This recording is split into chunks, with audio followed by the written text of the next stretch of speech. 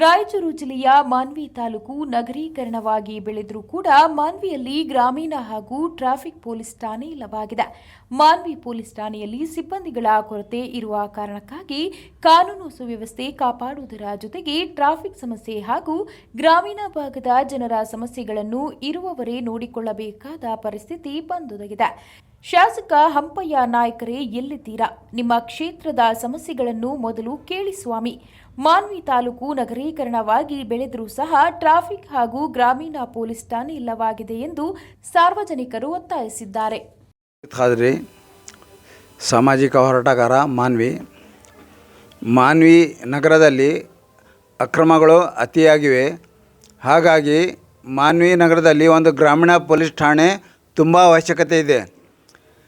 ಅದಕ್ಕೋಸ್ಕರ ನಾನು ಇಲ್ಲಿಯ ಸಚಿವರಿಗೆ ಮತ್ತು ಸ್ಥಳೀಯ ಶಾಸಕರಿಗೆ ಮತ್ತು ಗೃಹ ಸಚಿವರಿಗೆ ವಿನಯಪೂರ್ವಕವಾಗಿ ವಿನಂತಿ ಮಾಡಿಕೊಳ್ಳುತ್ತೇನೆ. ಒಂದು ಗ್ರಾಮೀಣ ಪೊಲೀಸ್ ಠಾಣೆ ಮಾನ್ವಿಗೆ ತುಂಬ ಅವಶ್ಯಕತೆ ಇದೆ. ಅದೇ ರೀತಿ ಸಂಚಾರಿ ಪೊಲೀಸ್ ಠಾಣೆ ಸಹಿತ ತುಂಬ ಅವಶ್ಯಕತೆ ಇದೆ. ಯಾಕಂದರೆ ಇಲ್ಲಿ ವಾಹನಗಳ ದಟ್ಟಣೆಯಾಗಿ ಓಡಾಡ್ತಿವೆ.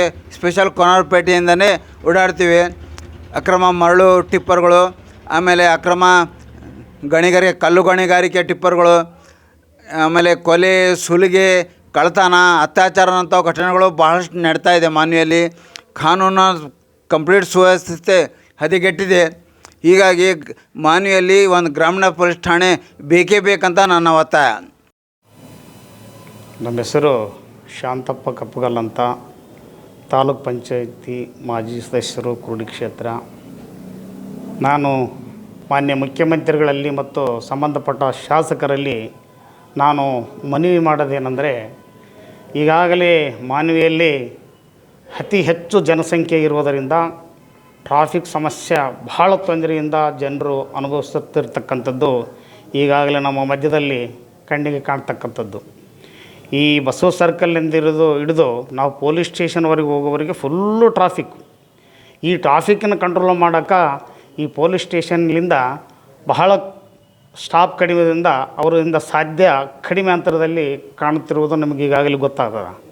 ಹಾಗಾಗಿ ಮಾನ್ಯ ಮುಖ್ಯಮಂತ್ರಿಗಳು, ಸಂಬಂಧಪಟ್ಟ ಶಾಸಕರು ಟ್ರಾಫಿಕ್ ಪೊಲೀಸ್ ಸ್ಟೇಷನ್ ಮಂಜೂರು ಮಾಡಿಕೊಡಬೇಕು ಮತ್ತು ಗ್ರಾಮೀಣ ಭಾಗದಲ್ಲಿ ಜನರಿಗೆ ಸಮಸ್ಯೆಗಳನ್ನು ಈಡೇರಿಸಲು ಮತ್ತು ಅವರು ಕಷ್ಟಗಳನ್ನು ನೀಗಿಸಲು, ಎಲ್ಲೆಲ್ಲೋ ಸಣ್ಣ ಪುಟ್ಟ ಜಗಳಗಳನ್ನು ಅವರು ಸರಿಪಡಿಸಲಿಕ್ಕೆ ಗ್ರಾಮೀಣ ಪೊಲೀಸ್ ಸ್ಟೇಷನು ನಮ್ಮ ಮಾನ್ವಿ ನಗರಕ್ಕೆ ಭಾಳ ಅವಶ್ಯಕತೆ ಆದ.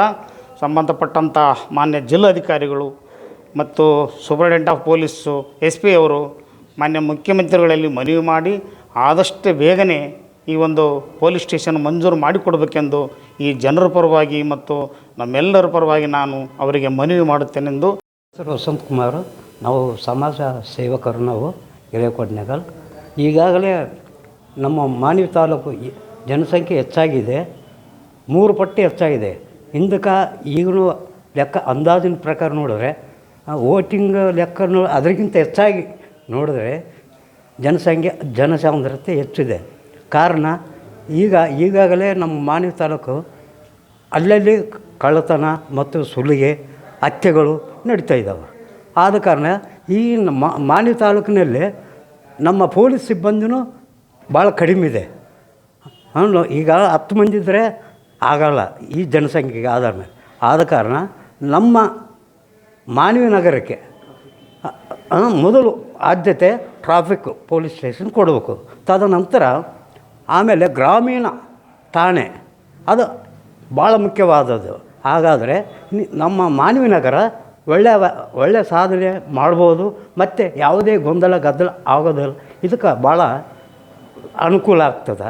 ಆದ ಕಾರಣ ನಾವು ಮಾನ್ಯ ಮುಖ್ಯಮಂತ್ರಿಗಳಿಗೆ, ಗೃಹ ಮಂತ್ರಿಗಳಿಗೆ ಮತ್ತು SP ಅವರಿಗೆ, ನಗರ ನಮ್ಮ ಸ್ಥಳೀಯ ಶಾಸಕರಿಗೆ ನಾವು ಮನವಿ ಮಾಡ್ತಾಯಿದ್ವಿ.